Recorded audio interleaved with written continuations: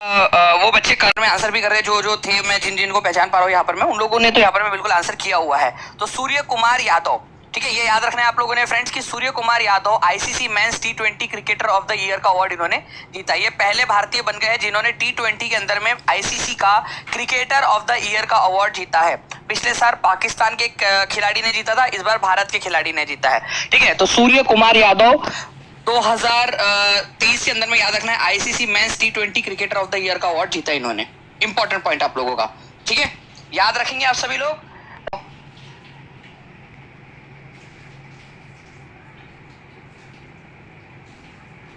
अच्छा, अब मुझे बता दो, ठीक है, इंटरनेशनल गर्ल चाइल्ड डे कब आता है? इंटरनेशनल गर्ल चाइल्ड डे, ये भी याद हो गया होगा मोस्ट प्रोबेबली, और ये रिवीजन के तौर पर लीजिए आप लोग इसको, जो भी बच्चे हैं यहाँ पर में, ठीक है, क्या बात है, बहुत बढ़िया। फिर अभी आंसर आप लोगों ने करना स्टार्ट भी कर दिया है, ठीक है। तो 24 जनवरी जो है फ्रेंड्स, आप लोगों को याद रखना है 24 जनवरी को मनाया जाता है। और इंटरनेशनल गर्ल चाइल्ड डे, कल एक भी बच्चे ने, कल मैंने 100 रुपए का इनाम रखा था कि भाई जो बच्चा क्लास के अंदर में कल क्लास के अंदर में आंसर कर देगा 10 सेकंड के अंदर, उसको 100 रुपए का जो है, ठीक है, चॉकलेट वगैरह कुछ दे देंगे। लेकिन एक भी बच्चा आंसर नहीं कर पाया था कल रात में। लेकिन यहाँ पर मैं देख रहा हूँ कितने सारे बच्चों ने इंटरनेशनल गर्ल चाइल्ड डे जो है, जब अब याद हो गया ना आप लोगों को, तो यही चीज होती है फ्रेंड, जब रिवीजन करते हैं तो फायदा ये होता है आप लोगों का, ठीक है। कितने लोग एग्री करते हैं रिवीजन से जो है फायदा होता है। अगर कोई चीज नहीं भी आती है, एक बार गलत करेंगे, दूसरे बार आपको पता चल गया वो चीज को, उसके बाद में आप क्या करते हो, आप उस चीज को सीखते हो, और फिर आंसर जब पूछा जाता है और आप आंसर करते हो तो हमेशा के लिए याद हो जाता है ना। चलिए, काफी सारे लोग हैं यहाँ पर में जो बता रहे कि बिल्कुल वो एग्री करते हैं इस चीज से। तो 11 अक्टूबर है ना, 11 अक्टूबर, ये याद रखना है आप सभी लोगों ने फ्रेंड्स। 11 अक्टूबर वो तारीख है जिस दिन इंटरनेशनल गर्ल चाइल्ड डे मनाया जाता है। भारत के अंदर में राष्ट्रीय बालिका दिवस मनाया जाता है 24 जनवरी को, और अंतरराष्ट्रीय बालिका दिवस मनाया जाता है 11 अक्टूबर को। दोनों ही चीज याद रखेंगे आप लोग, ठीक है। चलिए,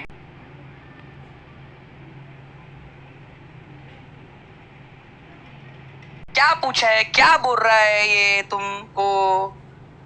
राज्यसभा का चेयरमैन कौन था पहला, ये पूछ रहा है। लोकसभा का स्पीकर थोड़ी पूछा है। मुझे पता था ये क्वेश्चन के अंदर में फंसोगे आप लोग, ठीक है। तो आंसर क्या होगा? डॉक्टर सर्वपल्ली राधाकृष्णन।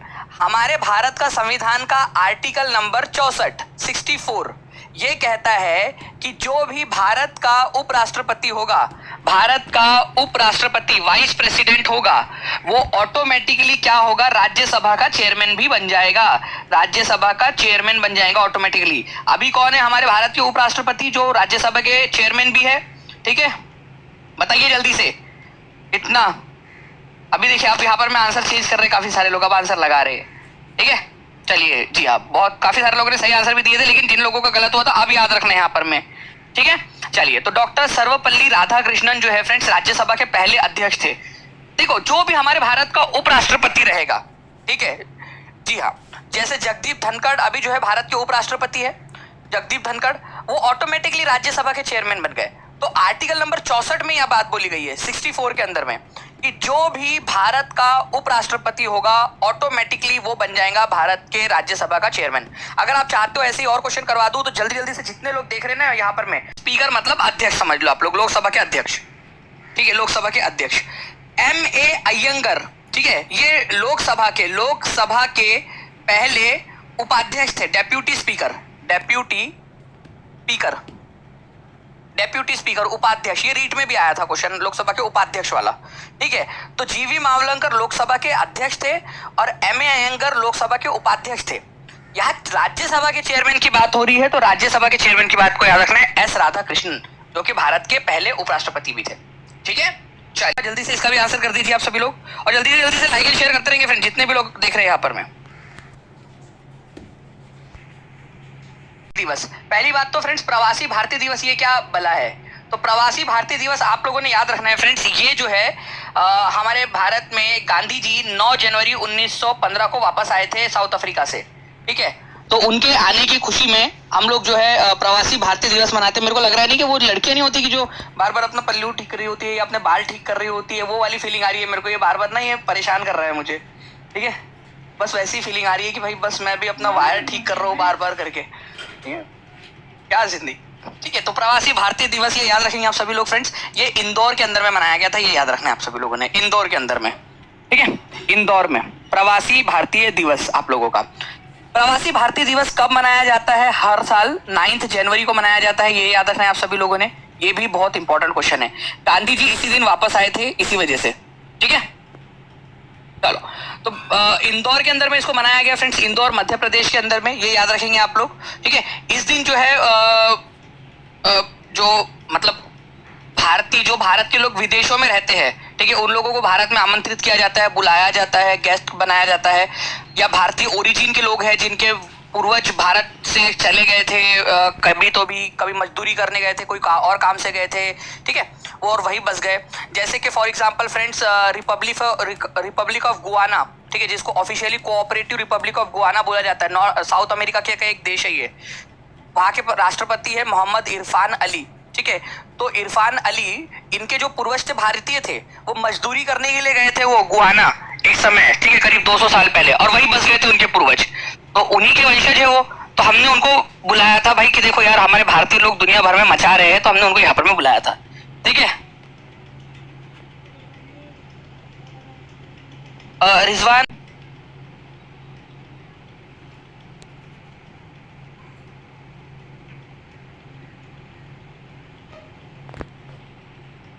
श्रीलंका, भारत चाइना, मालदीव या भारत थाईलैंड, किसके किसके बीच में था, ठीक है। तो आंसर क्या हो जाएगा फ्रेंड्स आप लोगों का? मालदीव के साथ में। एक्यूवेरिन, एक्यूवेरिन का मतलब ही होता है दोस्त, ठीक है, दोस्ती, ठीक है, या दोस्त, याद रखेंगे आप लोग। तो एक्यूवेरिन नाम की एक्सरसाइज, इसको एक्स एक्यूवेरिन बोला जाता है, एक्सरसाइज एक्यूवेरिन, मालदीव के साथ में हम लोग इसको करते हैं, ये याद रखेंगे आप सभी लोग, इंपॉर्टेंट पॉइंट है, एग्जाम के अंदर में आप लोगों से पूछ सकते हैं। ओके, तो answer is option number C. वैसे मैं आप लोगों को जो है ना फ्रेंड्स यहाँ पर मैं बताना चाहूंगा जो भी इंपॉर्टेंट वाली है, ठीक है, इंपॉर्टेंट वाली जितनी भी एक्सरसाइज है वो थोड़ा सा याद करवाया भी था मैंने आप लोगों को। एक्यूवेरिन आप लोगों को याद रखना है हमेशा, मालदीव के साथ में होती है। हम लोगों ने पेड क्लास में याद किया था, याद है ना, वो एक ट्रिक के साथ में, ठीक है, वो ढिशुम ढिशुम, दो हाथ हमारे किसके साथ में होते हैं? ढिशुम ढिशुम ढिशुम, ठीक है, दो हाथ, आजा भाई दो हाथ करेंगे करके। ओके, तो हम चाइना के साथ में करते रहते हैं दो हाथ हमेशा, हाथ चाइना। ओके, तो चाइना के साथ में हमारी एक्सरसाइज होती है। उसके बाद में फ्रेंड्स अभ्यास करके आप लोग कहाँ जाना चाहते हो? आप लोगों में से मैक्सिमम लोग ऐसे होंगे जो बोलेंगे सर यूएसए जाना चाहता हूँ, मैं यूएसए में जाके बस जाना चाहता हूँ, ठीक है, वहां पर मैं, मेरी इच्छा है सर कि मस्त पे कि वहां की बिहार, यूएसए की कोई बिहार में 7 फेज की वैकेंसी आ जाए, ठीक है, मस्त पे की। और अभ्यास करके कहाँ जाना चाहते हो आप? यूएसए जाना चाहते हो, अभ्यास करके यूनाइटेड स्टेट्स, ये याद रखना है आप सभी लोग, ठीक है। नाउ फ्रेंड्स, नोमैडिक एलिफेंट, देखिए नोमैडिक एलिफेंट, व्हाइट एलिफेंट के लिए आप लोगों को याद रखना है मंगोलिया देश बहुत फेमस है, तो नोमैडिक एलिफेंट नाम की एक्सरसाइज हम लोग मंगोलिया के साथ में करते हैं, ठीक है, व्हाइट एलिफेंट, ठीक है। और शक्ति, देखिए फ्रेंड्स आप लोगों को पता है कि हम लोगों ने एक दोस्त बनाया था, ठीक है, कहाँ से? वो कौन था? रावण का भाई कौन था, ठीक है, रावण का भाई कौन था जिसने हमारी मदद की थी? अरे कौन था वो? विभीषण, है ना। तो देखो मित्र की शक्ति क्या होती है, मतलब कि दुश्मन के भाई को दोस्त बना लो, दुश्मन के भाई को दोस्त बना लो तो तुम्हारी शक्ति अपने आप बढ़ जाती है। दुश्मन के भाई को दोस्त बना लो, तुम्हारी शक्ति अपने आप बढ़ जाएगी। तो मित्र शक्ति का प्रदर्शन सबसे पहले राम भगवान ने किया था, ये याद रख लेना आप लोगों ने, रामायण के अंदर में मित्र शक्ति, ठीक है। तो ऐसे याद रख लेना, इंडिया श्रीलंका मित्र शक्ति। और तुम्हारी अगर कोई मैत्री नहीं है, मैत्री होंगी भी नहीं तुम्हारी, जिस तरीके से तुम्हारी हरकतें हैं, लड़के लोग, ठीक है, जॉब नहीं है अभी, कोई मैत्री नहीं होंगी तुम्हारी, ओके, मतलब अभी फिरना पड़ेगा, ठीक है, बस कोई मैत्री है नहीं तुम्हारी, मैत्री नहीं है, तुम थाईलैंड ही जाओगे, ढूंढने के लिए बात करो, गलत नहीं समझ, ढूंढने के लिए जाओगे, मैत्री ढूंढने के लिए जाओगे, मैत्री, ठीक है, कर दिया चेंज क्वेश्चन। तो फ्रेंड्स यहाँ पर में देखिए, इन विच सिटी 2028 का समर ओलंपिक गेम्स ऑर्गेनाइज किया जाएगा? ये क्वेश्चन का आंसर सभी लोग कमेंट्स इसमें पोल के अंदर में देख लेंगे। नहीं, बस डिस्क्लेमर डाल दिया करो। कल मेरे पास में एक और आया कि किसी ने स्टोरी वाला ग्रुप बना लिया, लॉस एंजलिस के अंदर में हुआ था। अब ये लॉस एंजलिस कहाँ पर में पड़ता है आप लोगों का, ठीक है, लॉस एंजलिस, ये आप लोगों को याद रखना है फ्रेंड्स, यूएसए के अंदर में है। 64% लोगों ने आंसर दिया यूएसए में। अगर मैं आप लोगों से पूछूं कि 2024 का ओलंपिक कहाँ पर में होने वाला है, तो 2024 का ओलंपिक भी आप लोग टाइप करके बता दो जल्दी से। 2024 का ओलंपिक कहाँ होने वाला है? 2024 का ओलंपिक आप लोगों का होगा फ्रेंड्स पेरिस के अंदर में, फ्रांस में। तो 2028 का लॉस एंजलिस, ठीक है, 28 वाला लॉस एंजलिस और 24 वाला पेरिस के अंदर में। दोनों ही चीजें याद रखेंगे आप लोग, इंपॉर्टेंट पॉइंट एग्जाम के अंदर में दोनों ही क्वेश्चन आपसे अलग अलग तरीके से पूछे जा सकते हैं। तो इस क्वेश्चन का 28 वाले का आंसर तो लॉस एंजलिस हो जाएगा आप लोगों का। ठीक है, चलिए ये लिख लो सभी लोग। 24 में पेरिस के अंदर में होने वाला है फ्रांस में, 28 में यूएसए लॉस एंजलिस के अंदर में होने वाला है। 64% लोगों ने आंसर दिया है। पिछले बार जब मैंने ये क्वेश्चन पूछा, फ्रांसीसियों ने अपने भारतीय क्षेत्र को अंततः भारत को कब सौंपा था? एक्चुअल में हुआ क्या था फ्रेंड्स कि हमारा भारत जो है ना, उसके ऊपर में जो है काफी सारे लोगों ने जो है कब्जा किया। सबसे पहले आए थे पुर्तगाली लोग।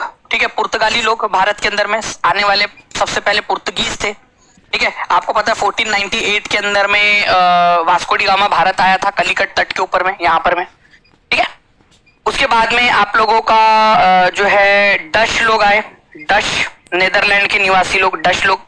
फिर बाद में इंग्लिश लोग आए, फिर डेनिश लोग आए। ठीक है, डेनिश, उसकी स्पेलिंग मेरे नाम के साथ में मैच हो जाती है, दानिश बोलते, दानिश लोग आए। अरे तो क्या मैं, मेरा कोई अलग देश है? मैं आया था, वो सारे लोग चले गए मेरे को छोड़ के। करोड़ रुपए के लिए क्वेश्चन आप लोगों का मैं बता दूं आप लोगों को, ये आया था आप लोगों का 1616 के अंदर में। ठीक है, 1616 में डेनमार्क नाम का देश भारत में आया था, इनको डेनिश बोला जाता है। ठीक है, उसके बाद में जो आए थे फ्रेंड्स सबसे लास्ट में, वो थे फ्रेंच। फ्रेंच सबसे लास्ट में आए थे, लास्ट में। कब आए थे ये लोग? 1668 के अंदर में इन्होंने अपनी फैक्ट्री बनाई थी सूरत के अंदर में, 1668 में। और ये कब गए? ठीक है, ये गए 1954 में, भारत को छोड़कर गए 1958 में। तो मैं आप लोगों से ये कह रहा था नो फ्रेंड्स, अब मैं आगे में और भी आपको चीज बताता हूँ। सबसे पहले इसको क्लियर कर लेते हैं हम लोग। ये देखिए, यनम नाम का एक जगह है, आपको आज आंध्र प्रदेश में मिलेंगी। उसके बाद में ये पुदुचेरी कराईकल तमिलनाडु के अंदर में बसा हुआ है ये, और यहाँ पर में माहे है केरल के अंदर में। ये छोटी छोटी सी जो 4 टेरिटरीज है, इसको मिलाकर हम क्या बोलते हैं? पौंडीचेरी या पुदुचेरी बोलते हैं। कितने राज्यों में फैला हुआ है? अगर ऐसे ही कोई आपसे पूछ ले, ठीक है, उठा सुठा कोई आया यहाँ पर में, आपके घर में आए थे, ठीक है, आपके अंकल, ठीक है, आपके पापा के दोस्त, और उनको तो बेइज्जती करने में मजा आती है आप लोगों की। ठीक है, आते हैं, ठीक है, चाय पीते पीते, काजू खाते खाते, बिस्किट खाते खाते पूछ लेते, और बेटा क्या कर रहे हो? सर अंकल टीचिंग एग्जाम की तैयारी करो बिहार की। अच्छा बता कि जो पुदुचेरी वो कितने राज्यों में फैला हुआ है? अब बोलोगे अरे यार पुदुचेरी तो एक ही में फैला हुआ होगा, लेकिन नहीं, पुदुचेरी जो है फ्रेंड्स आंध्र प्रदेश, तमिलनाडु और केरल, ठीक है, ये 3 राज्यों के अंदर में फैला हुआ है। एक यूनियन टेरिटरी है लेकिन 3 राज्यों में। आंध्र प्रदेश में यनम है, ठीक है, पुदुचेरी कराईकल जो है तमिलनाडु के अंदर में है, ठीक है, और माहे नाम की जो जगह है वो केरल के साथ के अंदर में है। ये चारों जगह एक ही नाम से, एक ही यूनियन टेरिटरी के अंदर में आती है, एक ही यूनियन टेरिटरी है वो, उसको पुदुचेरी बोला जाता है 4 अलग अलग जगहों पे, बट है वो एक ही यूनियन टेरिटरी पुदुचेरी। ठीक है, कितने लोगों के लिए नया कंसेप्ट था? ये नया था, पहली बार उन्होंने सुना इस चीज को, ये बता दीजिए यहाँ पर में। तो उनके कालक्रम के अनुसार व्यवस्थित कीजिए। रॉलेट एक्ट के विरुद्ध सत्याग्रह, चंपारण सत्याग्रह, खेड़ा किसान सत्याग्रह, अहमदाबाद मिल हड़ताल। ठीक है, इसको बोलते हो चंपारण सत्याग्रह, खेड़ा सत्याग्रह और अहमदाबाद मिल स्ट्राइक। बताइए इसका आंसर क्या होगा? अलग अलग लोगों के अलग अलग आंसर्स आ रहे हैं। अगर मैं रॉलेट एक्ट के खिलाफ सत्याग्रह की बात करूं आप लोगों से, तो ये सत्याग्रह आप लोगों का किया गया था, ठीक है, 1919 के अंदर में। और अगर आपको तारीख के साथ में बताऊं मैं, तो ये तारीख थी आप लोगों की 6 अप्रैल 1919 को। ठीक है, चंपारण सत्याग्रह 1917 के अंदर में किया गया था, बिहार के अंदर 1917 में। ठीक है, बिहार के अंदर में गांधी जी का पहला आंदोलन था ये। खेड़ा सत्याग्रह किया गया था आपका मार्च 1919 के अंदर में। ठीक है, और ये किया गया था 1918 के अंदर में, और अहमदाबाद किया गया था फरवरी 1918 के अंदर में। ठीक है, ध्यान से सुनो, सबसे पहला था चंपारण सत्याग्रह गांधी जी का 1917 में। उसके बाद में गांधी जी ने अहमदाबाद मिल स्ट्राइक की। अहमदाबाद में जो मिल मजदूर थे उन लोगों के पक्ष में अहमदाबाद मिल स्ट्राइक, अहमदाबाद मिल संघर्ष 1918 के अंदर में, फरवरी में। उसके अगले ही महीने के अंदर में खेड़ा नाम की एक जगह है गुजरात में, ठीक है, वहां पर में किसानों के ऊपर में टैक्स लगाया जा रहा था जबकि फसल बर्बाद हो चुकी थी। तो गांधी जी और वल्लभ भाई पटेल उन लोगों ने यहाँ पर में मिलकर क्या किया था? किसानों का ऋण माफ करवाया था 1918 में मार्च के अंदर में। ठीक है, तो पहले अहमदाबाद मिल स्ट्राइक, फिर खेड़ा हुआ। इन दोनों में काफी सारे लोग कंफ्यूज रहते हैं। मेरे को अभी के अभी सारे के सारे लोग लिखकर बताएंगे पहले अहमदाबाद हुआ था कि पहले खेड़ा हुआ था। अभी लिख दो ताकि आपका जिंदगी भर के लिए जो है वो यहाँ पर में डाउट क्लियर हो जाए, खत्म हो जाए आप लोगों का। फिर उसके बाद में रॉलेट सत्याग्रह 1919 में हुआ था, रॉलेट एक्ट के खिलाफ। रॉलेट एक्ट ऐसा एक्ट था कि भाई जिस जिस बच्चे ने भी सेशन को मान लीजिए लाइक नहीं किया, उनके घरों पे जाके उनको उठा के लेकर आएंगे और पुलिस स्टेशन में 2 साल के लिए भर देंगे। ठीक है, ऐसा वाला। बेसिकली वो ऐसा एक्ट था आप लोगों का कि जिन लोगों ने सरकार के खिलाफ कुछ भी बोला, ठीक है, सरकार के खिलाफ या एंटी गवर्नमेंट एक्टिविटी की, शक भी हुआ होता है अगर पुलिस को, तो पुलिस क्या करेंगी, पुलिस जो है आपको उठाकर लेकर जाएंगी, कोई आपकी पेशी नहीं होगी, कोई जज नहीं, कोई वकील नहीं, कोई दलील नहीं, कुछ नहीं, डायरेक्टली आप लोगों को जो है फ्रेंड्स 2 साल तक पुलिस स्टेशन में रखा जा सकता है। तो ये बड़े खतरनाक कानून था, रॉलेट एक्ट, इसको काला कानून बोला गया, और उसके खिलाफ 9 अप्रैल 1919 को गांधी जी ने सत्याग्रह किया था, रॉलेट सत्याग्रह बोला जाता है, ठीक है। तो इसको याद रखना है आप लोगों ने, BDCA आपको ब्लैंक से ब्लैंक तक पाकिस्तान का एक हिस्सा था, बांग्लादेश ब्लैंक से ब्लैंक तक पाकिस्तान का हिस्सा था। बताइए कब से कब तक? पर मैं 1947 की स्थिति की, तो यहाँ पर मैं पाकिस्तान बना और यहाँ पर मैं बना बांग्लादेश, पूर्वी पाकिस्तान। ये पाकिस्तान था आपका, ठीक है, इसको वेस्ट पाकिस्तान बोला जाता था और इसको बोला जाता था ईस्ट पाकिस्तान। ये दोनों एक ही देश थे, लेकिन क्या हुआ 1971 में ये ईस्ट पाकिस्तान ने विद्रोह कर दिया वेस्ट पाकिस्तान के खिलाफ और अपनी आज़ादी की घोषणा कर दी। और इस तरह से क्या हुआ कि ईस्ट पाकिस्तान ने जब पाकिस्तान को तलाक तलाक तलाक बोल दिया यहाँ पर में, ठीक है, तो ईस्ट पाकिस्तान वेस्ट पाकिस्तान ने जो यहाँ पर में हमला कर दिया, बोला कि यार ये क्या हो रहा है, हमारे देश में विद्रोह हो रहा है, हमारा देश तोड़ने की कोशिश हो रही है। इंडिया ने जो है क्या किया, इंडिया का पता नहीं क्या इंटरेस्ट था, कई बार होता है ना पड़ोसी का इंटरेस्ट होता है, मान लो कि अगर किसी और की, तो यहाँ पर में जो है फ्रेंड्स बेसिकली क्या हुआ, हमारे इंडिया ने भी बांग्लादेश की मदद की, ईस्ट पाकिस्तान की मदद की, और हम लोगों ने इनकी मदद करके इनको आज़ादी दिलाने में सहायता दी। तो बांग्लादेश जो है बेसिकली वो ईस्ट पाकिस्तान के नाम से जाना जाता था 1947 से लेकर 1971 तक। 1971 में उसने अपने आप को ईस्ट पाकिस्तान कहलवाना बंद कर दिया, बोला कि अब हम अलग देश है, एक स्वतंत्र देश है, और ये देश का नाम क्या पड़ा, बांग्लादेश पड़ा। ये याद रखना है आप लोगों ने, ठीक है, याद रखेंगे आप लोग। तो 1947 से लेकर 1971 तक, answer is option number A, 1947 से 1971 तक। डे, नेशनल यूथ डे, राष्ट्रीय युवा दिवस कब आता है ये आप लोग कमेंट करके बता देंगे। राष्ट्रीय युवा दिवस मनाया जाता है आप लोगों का 12 जनवरी को। किसके जन्मदिन पर मनाया जाता है ये भी आप लोग मेरे को कमेंट करके बता सकते हो, ठीक है। Now friends, national youth day के अवसर पर ही एक इवेंट होता है हमारा, ठीक है, 12 तारीख से लेकर 16 तारीख तक, ओके, इसको हम लोग नेशनल यूथ फेस्टिवल बोलते हैं, राष्ट्रीय युवा महोत्सव। हर बार अलग अलग जगह पे राष्ट्रीय युवा महोत्सव मनाया जाता है। इस बार राष्ट्रीय युवा महोत्सव मनाया गया था हुबली नाम की जगह पर, ठीक है, ये भी याद रख सकते हो आप लोग। हुबली नाम की जो जगह है आप लोगों की, ये मिलेंगी आप लोगों को कर्नाटक में।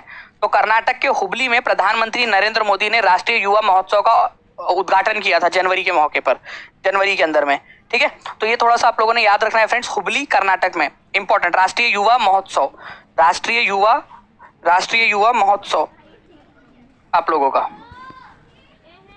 डेवलप्ड इंडिया, विकसित युवा विकसित भारत, आप लोग युवा हो ना, आपका विकास होगा, ठीक है, तो भारत का भी विकास होगा, ठीक है।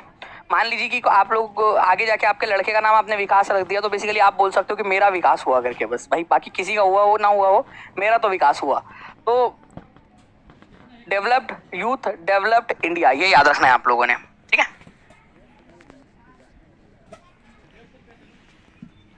Which of the following combination of kingdom was engaged in tripartite struggle? त्रिविभाजन संघर्ष, जिसको त्रिपक्षीय संघर्ष भी बोला जाता है। बताओ, त्रिपक्षीय, 3 पक्ष थे ना उसमें, इसी वजह से 3 पक्षीय या त्रिपक्षीय बोला जाता है। क्या बात है फ्रेंड, 2000 से ज्यादा लोग यहाँ पर में जुड़ चुके हैं हमारे साथ में। कि यहाँ पर में है कन्नौज, थोड़ा सा मैं आप लोगों को जूम करके भी बता देता हूँ। यहाँ पर में है कन्नौज, ठीक है, ये कन्नौज आपको दिखाई दे रहा है यहाँ पर में, कन्नौज यूपी में।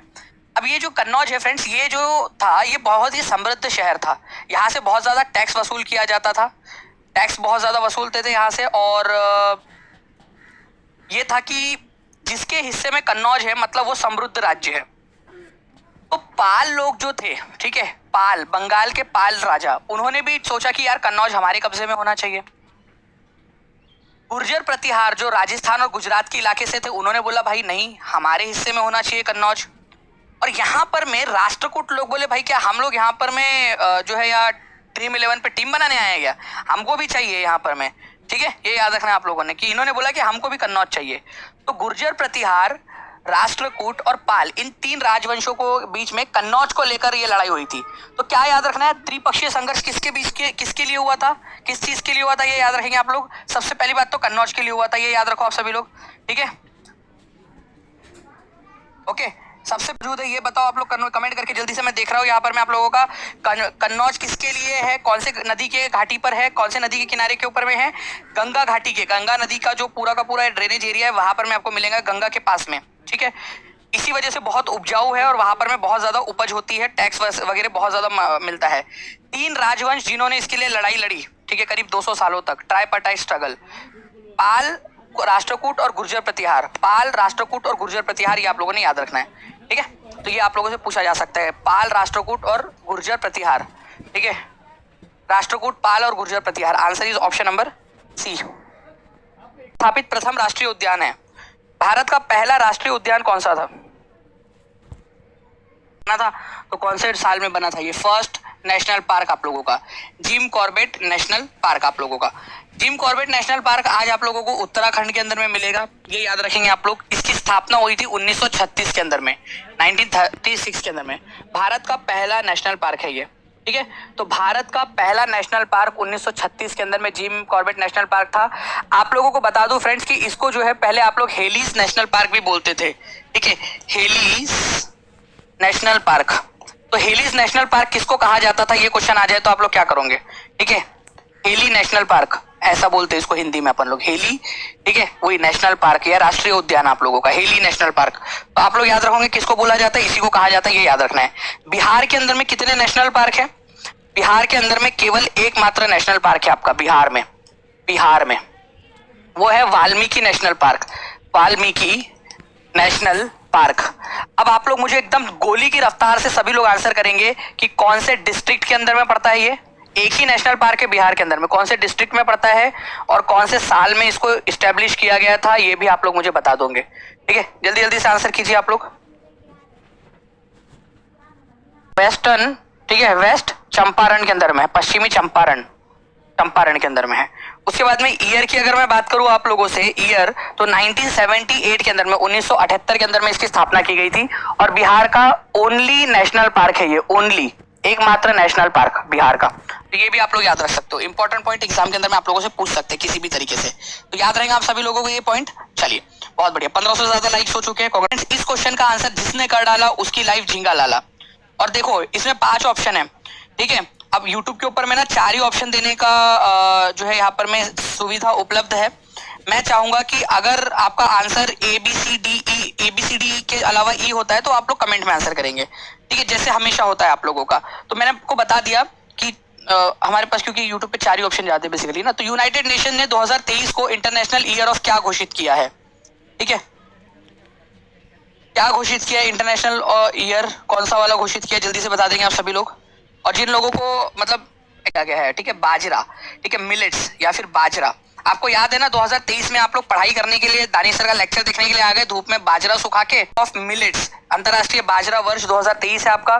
24 का कौन सा है आपका? 24 का जो है आप लोगों का कैमेलिड्स है। कैमेलिड्स ऊंट की जितनी भी प्रजातियां है, कैमेलिड्स वाला, ऊंट ने बाजरा खा लिया था तो कैमेलिड्स 2024। फिर 2025 में उसका पेट खराब हो गया और पेट खराब होने के कारण क्या हुआ, उसने प्रदूषण फैला दिया।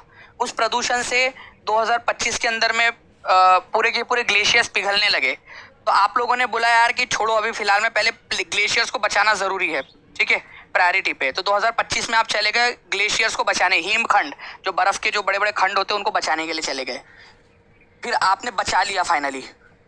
तो आपको बताना है कि हमारे जीप के ऊपर में जो फ्रंट पार्ट होता है, ठीक है, वो कौन सा वाला जो है टेस्ट को एब्जॉर्ब, कौन सा वाला टेस्ट देता है, साइड वाला और बैक वाला, ये बताइए आप लोग कौन सा वाला देता है। ऑप्शन मैंने जानबूझ के नहीं दिया आपको, ठीक है, ऑप्शन जानबूझ के नहीं दिया ताकि आप लोग यहाँ पर मैं खुद से लगाए कमेंट के स्वीट। और जो पीछे वाला होता है, पीछे में बिटर हो जाता है एकदम, ओके, कड़वा हो जाता है। सामने में बोलेंगे कि मेरी बहू जो है वो तो करोड़ों में एक है, और पीछे में बोलेंगे करम जली, पता नहीं मेरे भाग फूट गए थे क्या, पिछले जन्म में पाप किए थे तो ऐसी बहू मिली, ठीक है। तो चलिए, बैक बिटर, फ्रंट में स्वीट, साइड में तो ले जाके बस यही होता है भाई ना, क्वालिटी और शोर वाला आप लोगों का। अगर किसी को समझ गया हो तो बस समझ गया हो। साइड में निम्नलिखित में से कौन सा जीव रात में मनुष्य की तुलना में 6 गुना अधिक दूरी तक देख सकता है? तो कौन सा जीव है जो मनुष्य से 6 गुना अधिक दूरी तक देख सकता है रात में?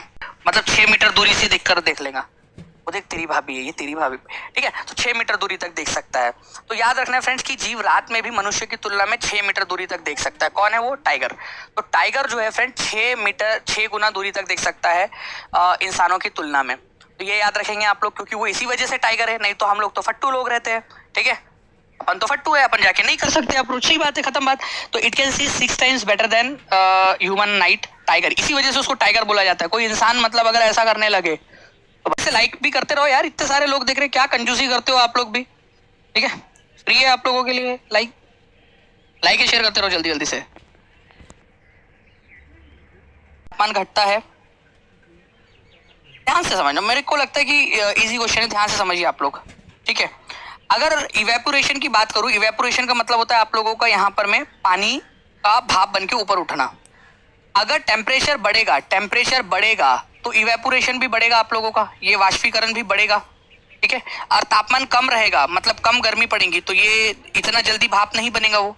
तो तापमान बढ़ेगा क्या? नहीं, तापमान हमेशा घटेगा। तो ये जहां पर में भी टेम्परेचर इंक्रीज बोला है उसको काट दो, क्योंकि यहाँ स्लोवेस्ट बोला है कि इवेपोरेशन स्लो रहेगा, आपका जो पानी की वाष्पीकरण की जो गति है वो स्लो रहेगी आप लोगों की, ठीक है। उसके बाद में फ्रेंड्स यहाँ पर मैं अगर मैं बात करूँ टेम्परेचर इंक्रीज यहाँ पर में भी बोला है, तो ये भी आपका आंसर नहीं हो सकता, मतलब 1 और 3 तो आंसर बिल्कुल नहीं हो सकता, ठीक है। अब मुझे एक बात बताओ, आप लोगों ने कभी कप में चाय पी है और सॉसर के अंदर में चाय पी है आप लोगों ने, ठीक है।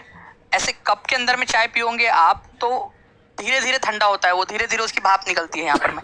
लेकिन अगर आपने वो जो एक ऐसा होता है ना, जो दादी जी टाइप के जो लोग होते थे, मेरे दादी पीते हैं ऐसे इस तरीके से सॉसर के अंदर में चाय, ठीक है, ऐसे, ओके, तो वो ऐसे इसके अंदर में पीते हैं, तो उसका क्या होता है, एरिया बढ़ जाता है, जिससे भाप जो है ना, भाप ज्यादा निकल जाती है, और भाप निकल जाती है तो वो भाप हीट को लेकर, जो गर्मी है उसको लेकर उड़ जाती है, तो एरिया बढ़ गया तो ज्यादा इवेपोरेशन होता है, एरिया बढ़ गया तो अगर से, तो इतनी चीज याद रखनी है आप लोगों ने, ओके। तो एरिया बढ़ेगा आप लोगों का तो इवेपोरेशन भी बढ़ेगा। तो सबसे स्लो कब रहेगा आप लोगों का इवेपोरेशन? जब एरिया भी छोटा हो, ठीक है, एरिया भी छोटा हो, सरफेस एरिया जो है वो भी डिक्रीज हो, और टेम्परेचर जो है वो भी डिक्रीज हो। तो आंसर आपका होगा ऑप्शन नंबर 4, ऐसे याद रखना था आप लोगों ने, ओके। को कहां पर में मिलेगा? Great Victoria Desert. Great Victoria Desert जो है आप लोगों का, ये आप लोगों को मिलेगा ऑस्ट्रेलिया के अंदर। मैं मैप के थ्रू भी आपको दिखा देता हूँ। Gipson, great Sandy, great Victoria, ये इंपॉर्टेंट वाले आप लोगों के कुछ डेजर्ट्स है जो आप लोगों को ऑस्ट्रेलिया में मिलेंगे, ठीक है। Gipson, great Sandy, Victoria, important वाले आप लोगों के डेजर्ट, ठीक है। डेजर्ट मतलब रेगिस्तान। वही अगर आप लोगों से बात की जाए कि आप लोगों का सहारा रेगिस्तान कहाँ पर में है, तो सहारा रेगिस्तान आप लोगों को मिलेगा अफ्रीका में, ठीक है।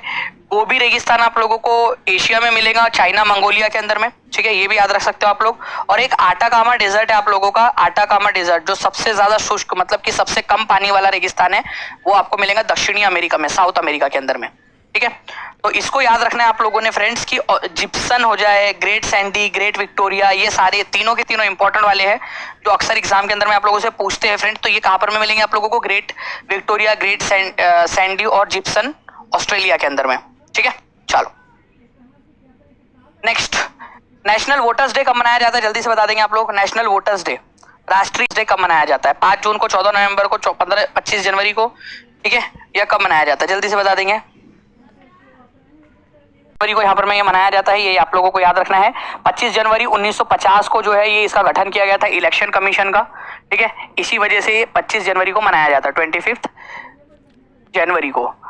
इलेक्शन कमीशन का आर्टिकल आप लोग बताओगे मुझे? ये तो मैंने पिछले बार आपको कराया था क्वेश्चन, मैं तो आर्टिकल पूछना चाह रहा था आप लोगों से, ठीक है, क्योंकि कल रात में मैंने आर्टिकल भी कराया था। बहुत बढ़िया फ्रेंड्स, आप लोगों के देखिए यहाँ पर में आंसर आ गया है।